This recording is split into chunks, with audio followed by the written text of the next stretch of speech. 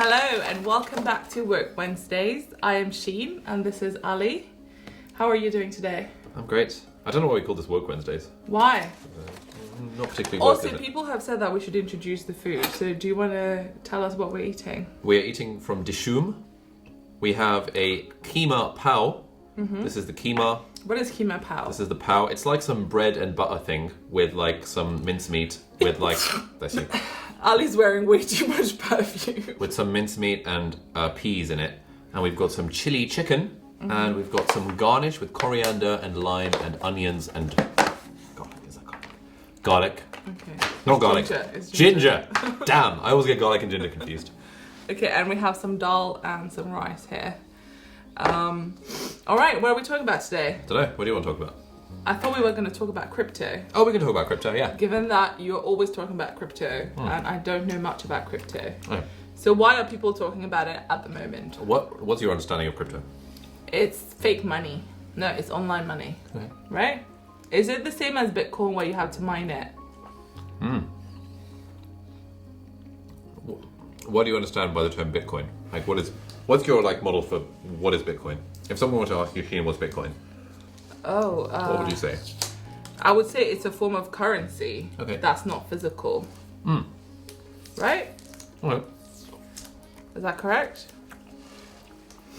I know that people used to mine it by, solving puzzles and like working on code and stuff. Then you earn the Bitcoins rather than buying it. Yeah. But now you can buy it. Yeah. Yeah. Right? Yeah. Why have you gone so low? Because when I sit up straight, I don't want my head to be off the top of the frame. Okay. I want to take advantage of my hair for as long as it still exists. Okay.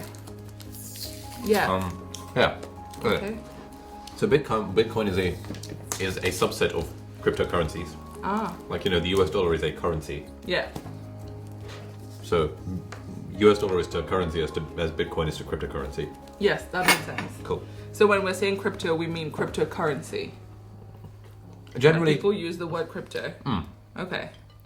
So, yeah, there's like thousands of different cryptocurrencies. Yeah. Bitcoin is by far the most popular. Yeah. And it was the OG cryptocurrency. But now there are loads of, we call them altcoins or shitcoins, whichever, depending on who you're speaking to. Okay. Because basically anyone can create their own cryptocurrency. And so initially Bitcoin was the one that was invented in 2009 by an anonymous person called Satoshi Nakamoto. So do we still not know who that person is? We don't know who that person is. It could be a person, It could be a collective, but it was this like white paper that was published pseudonymously by this Satoshi. And since then, lots of other people have used the blockchain protocols to create their own cryptocurrencies. And Bitcoin being the OG is by far the most popular. So why did they not, patent it so other people couldn't do it? I mean, this gets to exactly the point of cryptocurrencies. Oh. Do you know what the point of cryptocurrencies is? No. So the point of cryptocurrencies is that it's a decentralized form of currency. Oh. Well, can you imagine? What are the problems with normal currency? In terms of like centralization. We can't create more, right? We can. For example, the Federal Reserve can print more money. Yeah, but they can't just print it. There are loads of... They can. Yeah, they can, but they don't, right? There's a set number that they will print, right? But they can print more whenever they want, really. And obviously it's going to have knock-on effects like inflation. This is a question I always asked when I was younger, being like, why are people poor? Why can't we just print more money and give to people? And then the answer I would always get is that, the number of things that are printed in a year is predetermined in order to avoid inflation and all of that. Isn't that true? As in, yeah. Let's say. Okay. Sorry. Just finish this first. Right. Do you want some water? No, I'm good. You've turned very red. Have we got any Coke? No. You've turned very, very red. Right. Wow. Where were we? See, if the government were to print like, I don't know, $10 trillion more, they could, but it would lead to high inflation. Yeah. Do you know why that is? Huh? Why would it lead to high inflation?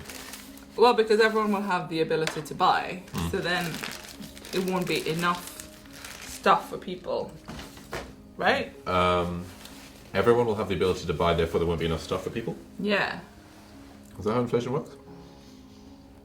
Because the more people spend... Yeah. So what determines the price of something? The demand. And also the supply. Supply and demand. Yeah. And so when it comes to let's say milk costs £1. Yeah. Milk costs £1 based on the demand and the supply. Now, let's say all of a sudden, or actually, let's say an iMac costs £2,000. Yeah. Now, let's say all of a sudden everyone in the country had an extra 3x the amount of money they had last year because the government just printed more and gave it all to them. Would Apple continue to keep pricing the iMac at £2,000? No. Probably not. What would they price the it? purchasing power of people have increased. So what would the price of the iMac now be if everyone had 3 times as much money? 3 times as much. Yeah, so it'd be £6,000. Yeah, so then therefore your purchasing power is always the same because... Yeah, probably. Yeah. And so that would be what inflation is. Yeah. So you would say inflation is like 400% in that, 300% in that context. Yeah. Because the value of the currency has fallen.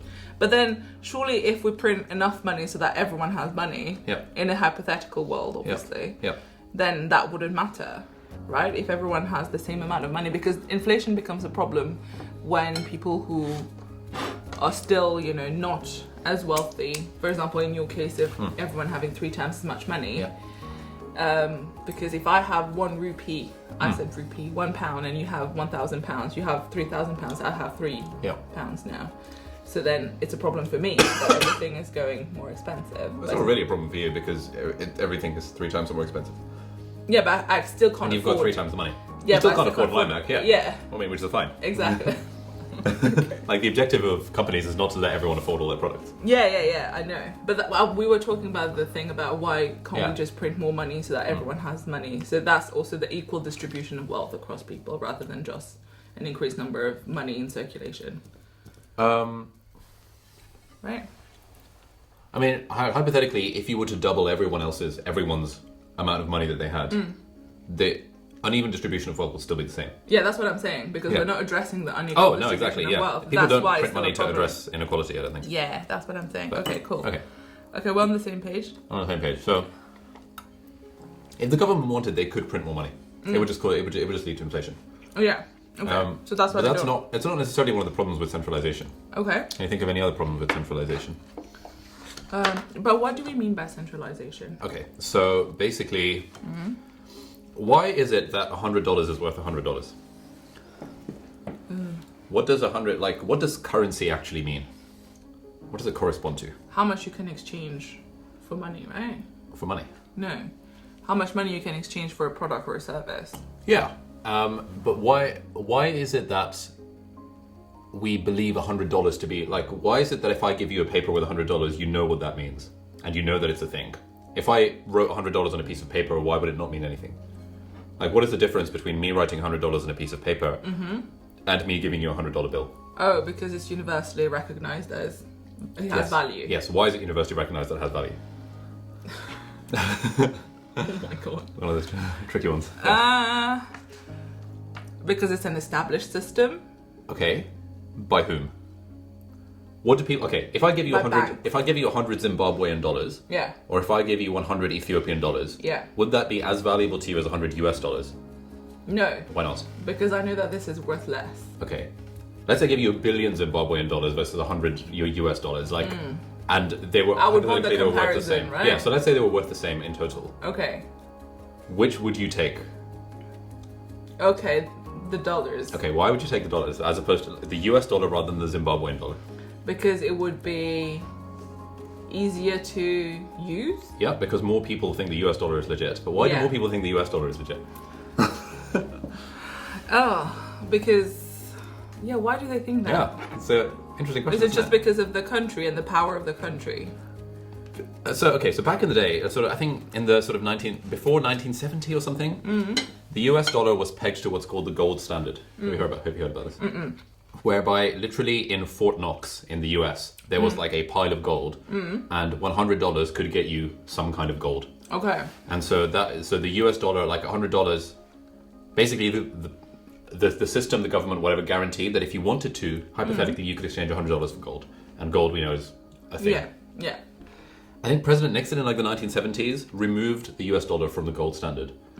Basically meaning that there is no intrinsic value in a US dollar now. It does not let you buy any amount of gold. Oh. The US dollar only has value because the government says it has value. And people only believe the US dollar has value because they believe the government's word is true. Right. And so the entirety of the US global financial system is effectively based on trust in centralized governments. I see. And the reason you would prefer $100 US than the equivalent in Zimbabwean dollars is because you know that you trust the US government more than you trust the Zimbabwean government. Yeah, it will be more as stable. Does every single other country in the world. Yeah. And it's all based on trust. Yeah. You trust the US government. Okay. Can you see why this might be a problem? Yes. Why? This could be a problem because, I mean, we've seen the US government, first of all, recently. Yep. Yeah. I think that trust is not necessarily legit anymore. Okay. Right? Yeah. And anything can happen. Like we've seen the attack on the Capitol and all of that. Like there are fluctuations in the US government as well. Yeah, exactly. So this is kind of the problem with a centralized banking system. And that it relies on en masse individuals' trust in a government for that currency to be legit. It also relies on you trusting corporations like banks because banks are the ones holding your money. Yeah. You with your £1,000 you're making from YouTube AdSense, that money is numbers on a screen. You don't see that money. No. The only reason you know it's legit is because you trust the bank that's showing you $1,000 on your app, and the fact that you can use Apple Pay on it, etc., etc. Yeah. It's all based on very, very centralized systems. Yes. And so for the sorts of people who are imagining a new world order, imagining like the future, they're saying it's a bit weird that like our entire life is being trusted to central authorities like governments and institutions. And what if we could create a global digital currency that did not rely on any individual centralized authority managing it? Okay. Like literally a currency for the internet. Right. And that is how the idea of cryptocurrencies came about. Oh, wow. Okay. Okay. So how is it solving all these problems then? Well,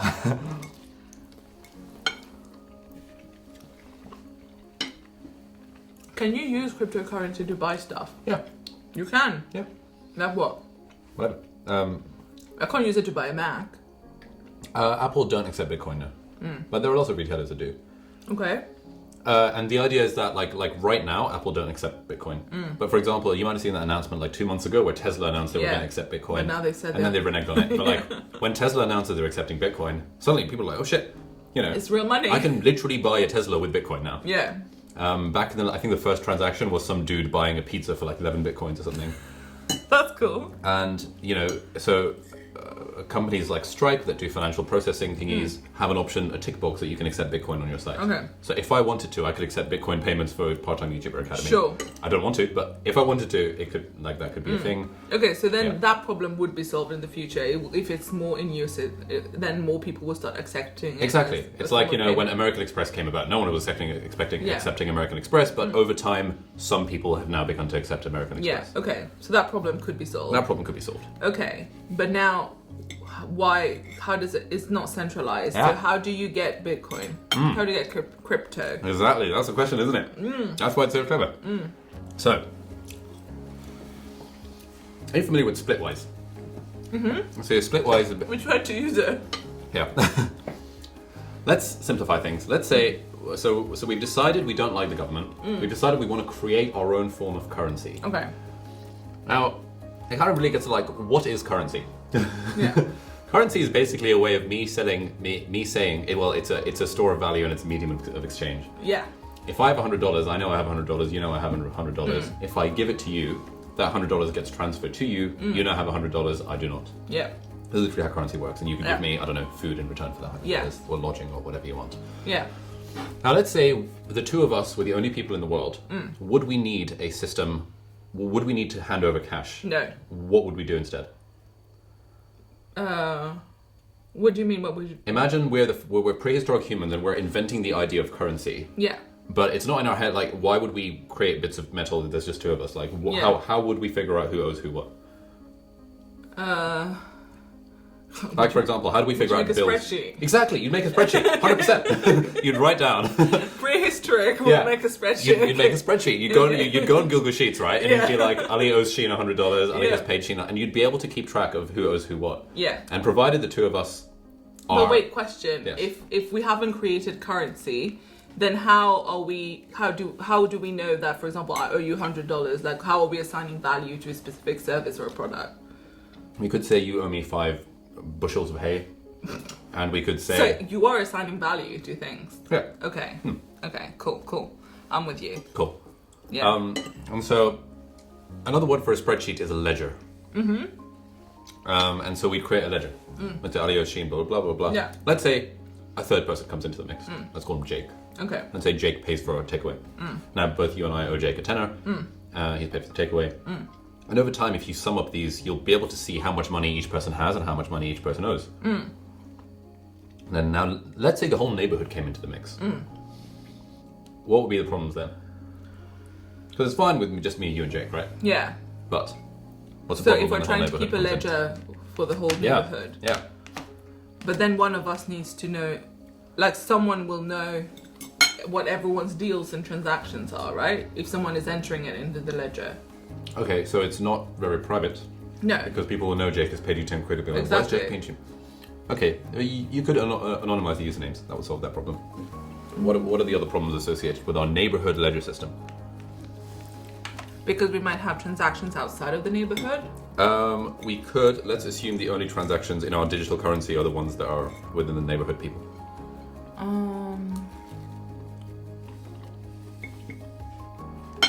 How are we keeping track? Are we keeping track of this by trusting that everyone will report their transactions? Yes, so that's problem number 1. We have to trust that everyone is reporting 100% of their transactions. Yeah. Okay, what are some more problems with the system? Very good, you've identified one of them. Oh, yay. We said that it will be anonymous, so that's fine. But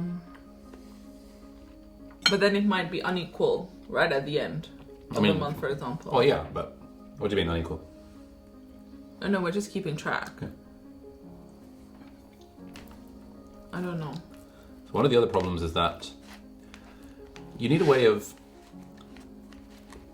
Okay, I was going to say one of the problems is that you need a way of like making sure that transactions are legitimate.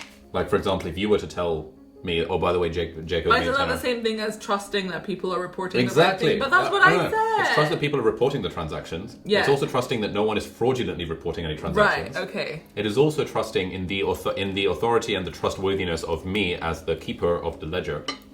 It is also trusting in the authority of Google Sheets as being the keeper of the ledger. Yeah, not faulty, yeah. Yeah, and so there are all these different points where people have to trust one another. And so you could theoretically be like, oh, Ali, Jake owes me a tenner, I've confirmed it with him. And I'd be like, okay, well, cool. How do I know that? Yeah. Back in the day, Receipt. how would you verify anyone's identity back in the day? Identity? Yeah, like how would I know that Jake has actually paid you that receipt. Right? Yeah, and what would be on the receipt? The name and the money. Yeah, but you could just forge that. Signature, exactly. So Jake's signature and your signature would verify the authenticity of like a particular transaction. Yeah. And I would report it into my ledger. Cool. And so these are the building blocks of cryptocurrencies. Okay. You need a ledger that records everything. You need a way of anonymizing people. You need a way of people being able to sign entries in the ledger to make sure they're legit. Okay. And you ideally want a system that is whereby it's not just me who has a copy of the ledger, right? Because then you're trusting in me. Now, theoretically, if in our kind of neighborhood analog ledger system, what if I were to say that, okay, I'm going to give everyone a copy of the ledger and everyone's copy is going to be up to date at all times? Would that solve the problem of having to trust me? Because if I die, then everyone has still got a copy of the ledger. If I tamper with my copy of the ledger, then everyone else will have a copy of the legit ledger and they'll be able to say, hang on, this is not quite legit. Okay, but then it requires people checking. Exactly. It requires some sort of system whereby whereby everyone with a copy of the ledger can verify that this transaction is legitimate and it's not fraudulent, it's not a duplicate transaction. Sheen is not spending money that she does not have. It relies on everyone having a system for checking all this stuff and maintaining their own copies of the ledger. Without just relying on me. That's the foundation for Bitcoin. Bitcoin is that. That's cool. Bitcoin is a ledger. Literally, like from 2009, you can look online and you can see every single Bitcoin transaction in history. So anyone can double check at any time. Anyone can double check at any time. Zillions of people around the world have a copy of the ledger. And the clever thing about the Bitcoin code is basically you can just download an app on your Mac, and you will be able to verify the authenticity of any transactions that happen in the ledger.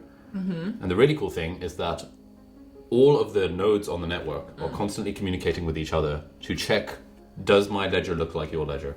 Does my ledger look like your ledger? And so if you were to decide, you know what, I want some free money, I'm going to try and fake an entry into the ledger. Yeah. And let's say flagged. it would, because the other zillion people around the world would be like, hang on, this is not. Sheen has got a rogue copy of the ledger. It's pretty unlikely that Sheen's is the legit copy of the ledger. Let's just allow her, and let's just focus on our 1,999,000,000 copies of the ledger. Okay. And really, the only way you'd be able to override the ledger is if you controlled more than 50% of the world's computing power. Okay. I.e., if you owned more than 50% of the nodes on the network.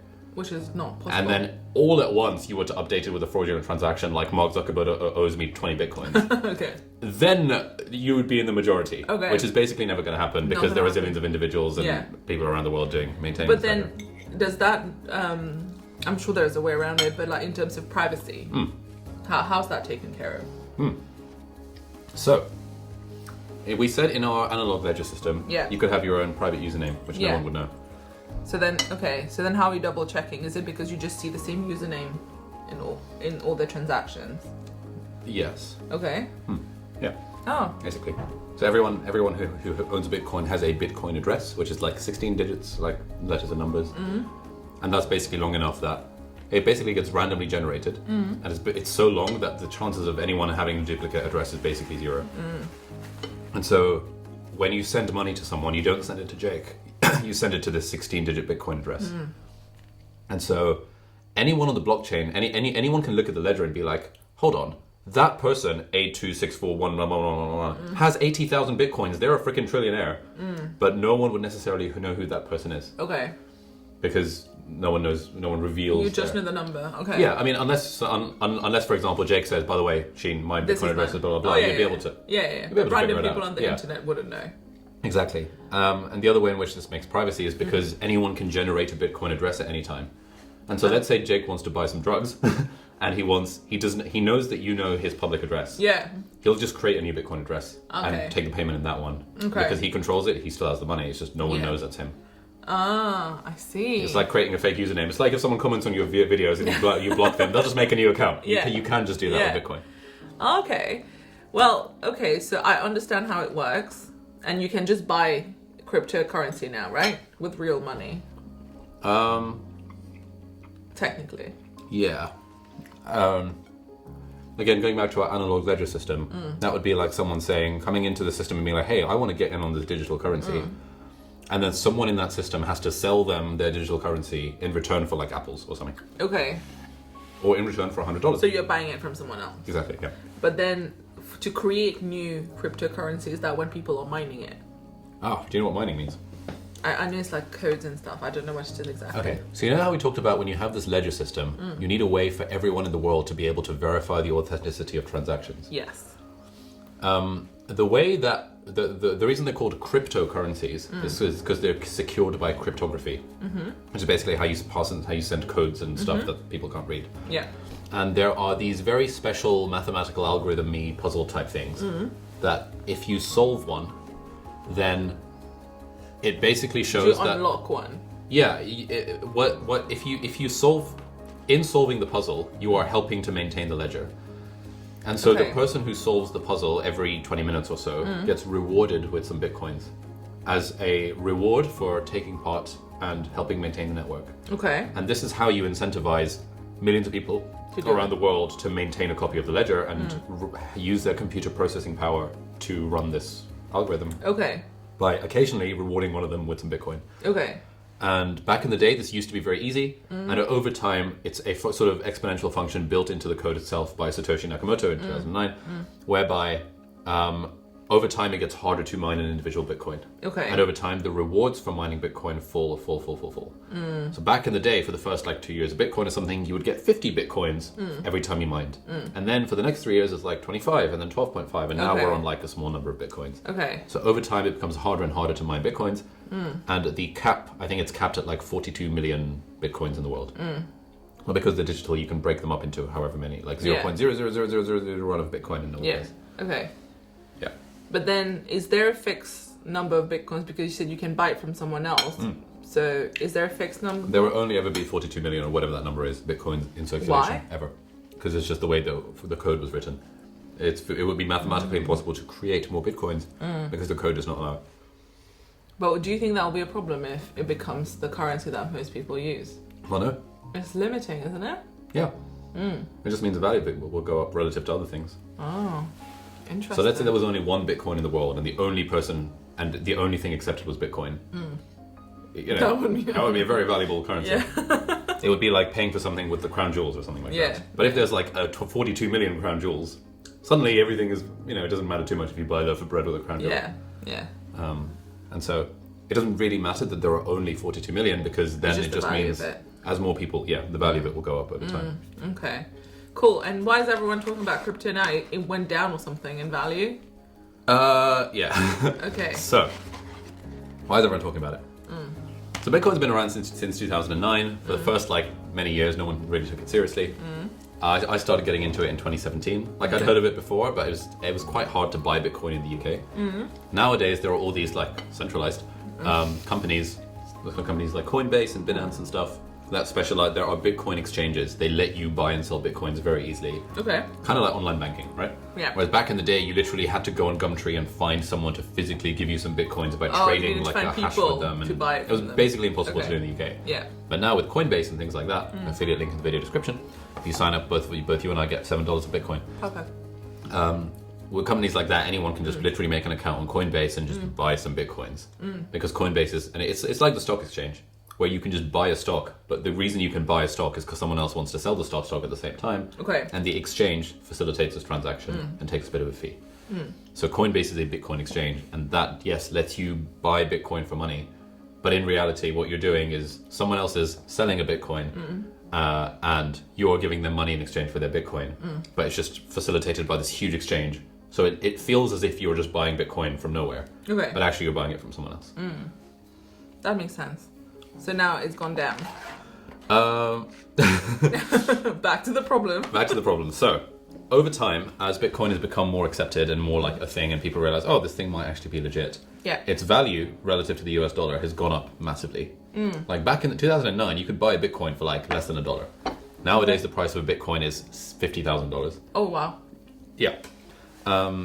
So, for example, in 2017, the price went from $2,000 all the way up to $20,000. And that was a huge spike. Okay. And at the time, the news was talking about it. Uber driver on the street would be like, "Guy, have you got some Bitcoin?" That level of stuff. Yeah. And so me, Catherine, Tame, a lot of our friends bought in at Bitcoin. I bought some at 5,000, 7,000, 12,000, 15,000, 17,000. I think Catherine even bought some at 19,000. Oh wow. Because we were all thinking, oh my god, the price keeps going up and up and up. It's going to go to the moon. To the moon is the crypto of phrase. Course, yeah. I'm going to buy a Lambo is another one. And then sort of end of December 2017 just massively crashed. And basically in 2018 it went down to 7,000. So from 20,000 to 7,000. Huge drop. I lost about 35 grand in total through the Bitcoin thing. Sad.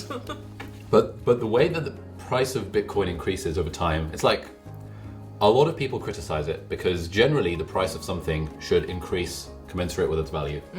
And it makes sense that when Bitcoin becomes more accepted and more trusted, etc., its value would increase. Yep. That's also controversial because people say, well, it has no intrinsic value, but then you could argue that no currency ever has any intrinsic value. It's just it has value because people think it has value. Yeah. Exactly. Yeah. The problem with crypto is that the price is massively fueled by speculation. Okay. So, for example, if Elon Musk tweets, Tesla's now accepting Bitcoin, all of a sudden the price of Bitcoin goes from $30,000 to $60,000. That's weird, right? If Tim Cook tweeted, guys, new iMacs are coming out, you would not expect the price of Apple to go from $3,000 to $6,000. Maybe you expect a 1% increase, if that. But you have this huge swing fluctuations, when the news suddenly starts talking about Dogecoin and Ethereum and Litecoin and these other things, you get kids on the internet and people are all around the world being like, damn, I need to get on this. And because price is a function of supply and demand, that causes massive fluctuations in the price of the asset. And so the reason people are talking about crypto these days is because this time last year, a Bitcoin was, I think, around about $10,000. Right now it's $60,000. Ooh. And so if you had been buying Bitcoin in 2020, this time last year, you would have 6x'd your money. Ooh, that's really good. In a year. Yeah.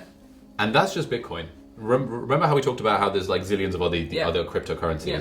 One of them is called Dogecoin, for example, which literally has a dog on it, which is literally made as a joke. I love it. The price of this was like less than a cent, like 2 months ago, 3 months ago, however long it was. It's now nearly $1. Okay. So the fluctuation of it's gone up by like several hundred, if not several thousand% in the space of a few months. And so someone who invested £10,000 in Dogecoin 2 months ago would now be a millionaire. Yeah. Because it's gone up by like 3,000, 4,000%. Yeah. And as the price goes up, more people are, oh my god, I could become a Dogecoin millionaire, and then that fuels the speculation and so on. Yeah. And so whenever crypto goes up or crypto goes down, people talk about it a lot because when it like no one was people weren't I didn't really hear much about crypto between 2018 to 2020 because the price was relatively static. Yeah. But as soon as 2021 hit, suddenly, oh crap, crypto going up to the moon, and now I'm hearing about it all the time. My friends are talking about it. On this road trip to Cornwall we were at, monitoring the price of crypto every day, being like, oh bro, how's your Jupiter coin doing? That kind of thing. You're like, oh, I prefer my Buffalo coin. And then Asaid being like, oh, but actually, if you look at like the 84-day moving average and you look at this graph and you compare it with like the 126-day moving average, the fact that it's broken that line on the graph shows that the price is definitely going to go up, so we should all buy right now. And then Tamer would be like, dude, this is astrology for men. It is. Where you're trying to read the fluctuation. You're like, oh, the 182-day moving average divided by pi means that the price is going up. This is the sort of stuff that the crypto bros absolutely love to talk about. And so you get these elaborate trading strategies. The one we were reading up over the weekend is called the Little Old Lady Strategy. Oh, wow. Which some dude on the internet has written an ebook on, which is all about like how you can use these price ratios and like the ratio of pi to phi or to sigma to epsilon or something like that. And when that ratio goes above 0.6, that means you should sell. Oh, wow. And these people backtest all the data and say, see, if you'd followed the Little Old Lady Strategy since 2013, you would have become a trillionaire by now because it predicted all these three different booms and busts. Sure. And so people try very hard to come up with like trading algorithms that they can backtest based on the data because it's all public in the ledger. Yeah. So if you're clever with writing code, you can figure out some sort of algorithm that takes the ratio of the position of Sirius in the air to the North Star divided by, I don't know, the days of the year and the number of letters in Elon Musk's surname. Lovely. And if you can be, oh shit, this would have predicted the price at these different intervals. This is called technical analysis. Yeah. People do it for stocks all the time. I'm taking the piss a little bit. I know. Yeah. That is a big part of what the crypto bros are super into talking about. Whereas normal people would just be like, Bitcoin's going up, let's buy some on Coinbase. The crypto bros would be like, looking at the graphs and be like, the candle in this thing and the phi to epsilon to pi ratio is 84, therefore we should buy now. Okay. But the problem with with any kind of trading is by definition a zero-sum game. Yeah. And that for someone to make money, another person has to lose money. And so in any kind of market like this, the majority of the people will lose money. So Tamer's done quite well. He's like, I think 2 to 3x his money since 2017 because he just never took money out. I have done less well. So I was at a minus 35k loss for most of the last 4 years. Yeah. It's now, as the price has increased, I think I've just about broken even, maybe gone up a little bit. Okay. Because when the price crashed, I took money out. So I bought at like 17,000 and I sold at like 10,000. So I basically halved my money. Okay. Because I had to put a deposit on this house. Oh no. And so I was a real cuck because I traded crypto for real estate. Yeah. Which is such a like. Who does that? Who does that? Like, why the hell would you sell Bitcoin to buy a house? Live on the street. Exactly. And so there's a really great meme, which I think you would now get. It's a cartoon of this dude who's got like HODL, which is like a misspelling of hold. Like keep on holding. He's got the Bitcoin logo, Dogecoin logo. He's got all these tattoos on his arms about crypto. He's just putting on a McDonald's hat. He's like, yeah. It's so mean. That's me. It's just so mean. Yeah. Okay. So that's crypto. Yeah. Very informative. You should buy some crypto. I should. Yeah. Is it a good time to buy? It's always a good time to buy, mate. Oh, God. Okay. The non-technical analysis people, the non-astrologers, would say that, look, we reckon Bitcoin is the future. This is like the early days of the internet. Okay. You know, the crypto and blockchain technology is as game-changing as the internet was. Okay. Imagine getting on the internet in 1970 and buying abc.com, apple.com, being able to get those domain names. Yeah. Imagine what's happened because of the internet for the last 40 years. No one could have predicted that in the first 5 or 10 years of the internet. We're still super early days. It's only been around for 12 years. Therefore, the price of Bitcoin is going to go to the moon, especially if Bitcoin becomes the de facto currency worldwide. Therefore, whether you buy Bitcoin at $5,000, $10,000, $20,000, $60,000, the price is surely going to go up over time. Long term, is what people are saying. Okay. A lot of people are saying that Bitcoin absolutely has to hit at least 100,000. Okay. And so if you're thinking about investing your money in something, gambling your money as I like to think of it, Bitcoin is 50,000 right now, and in the next 5 years it's probably going to hit 100K. You could double your money in 5 years by investing in Bitcoin right now. Okay. Stocks will not give you anywhere near that level of return. However, Bitcoin has risk because theoretically it could still go to zero. You could still lose all your money. Theoretically it could crash and never hit above 50K. Who knows? And so, for example, Tame puts all of his paychecks into Bitcoin, into crypto, because he believes in it so much. Oh, wow. He's literally selling all his stocks and putting it into Bitcoin. He's been funneling his entire paycheck into Bitcoin since September 2020. And so he managed to actually make a decent amount of money in this recent rise because he got in before the price started to rise massively. I've just set up a repeating order on Coinbase where every week I put £1,000 into crypto and I just don't have to think about it. Nice. And I wish I'd been doing that for the last 4 years, because if I had, I'd probably be a millionaire just off the back of crypto right now. But there's all these different investment strategies, and I think personally, not as financial advice, etc., etc., I think it makes sense to put some percentage of your portfolio in crypto, even 1%, 2%, whatever you can comfortably afford to lose. Because if the price does 10x, then you've 10x'd your money. But also, for me, it feels cool to be part of the future. Which is why I'm keen on the crypto stuff. Cool. But then isn't there a bit of a problem of when do you take the money out, right? I mean, with any investment, when do you take the money out? Yeah. When you need the cash to buy something. Yeah, so you just wait, leave it there. I mean, ideally, if you're investing in stocks or real estate, you never take the money out. Oh, yeah. Right? Great. Which sort of is a kind of like a bit of a screws with your mind when you think about it, because you kind of think, well, the point of money is to buy stuff. If I invest, 10 years, 20 years, I know the longer I leave my money in, the more it's going to be worth. But if I'm dead, I can't spend the money. And so it's that balance of when will my kids benefit from it? Will they benefit from it aged 50 when I die, or will they benefit from it age 21 so they don't have to pay their college fees and all that sort of stuff. Okay. Generally, if you don't need cash right now and you have 6 months of savings, you might as well put it away. The good advice is invest it in something. Yeah. If you're unlikely to need it for the next 5 to 10 years. But if you're going to buy a house next year, then obviously don't invest it in anything, because you never know what's going to happen to the markets. Yeah, so make good decisions. Make good decisions. Don't just listen to us. Yeah, the number one rule is to not lose money. Yeah. And the reason people get scared off of investing is because, my uncle Imran lost money on his investments. Therefore, I'm not going to invest in stocks because my mum told me stocks are dangerous. Okay. That's kind of the vibe that a lot of people have. Yeah, that's not right. Do your research and then make a decision. No. Right? Or watch the video that she's going to link down below. Yeah, my ultimate guide to investing in stocks. Oh, that one. Okay, cool. Yeah. All right. Well, also, thank you. my Bitcoin for Beginners guide. Anything else? Also, my Coinbase affiliate link. Okay. Anything else? Also, if you're in the US, get 2 free stocks by using my Webull affiliate link in the video description. If you're in the UK, use freetrade.com/magic/Ali-Abdal, but that'll be in the video description as well. I'm surprised you remember that. I think it was wrong, but it was definitely wrong. Confidence. I was gonna say you BS with a lot of confidence just there. Mate, that's how the crypto bros do it. Bro, buy Jupiter coin. It's gonna go up by 10x because the position of the stars in the air. You're mean. We're gonna get a lot of hate from the crypto bros on this. I don't think any crypto bros watch your channel, though, right? You don't know. You don't know my audience. All right. Well, thank you, Ali. This was very informative. I'm sure it'll be useful to other people as well. All right. Hodl Bitcoin to the moon. Cool. Alrighty then. Bye. Bye.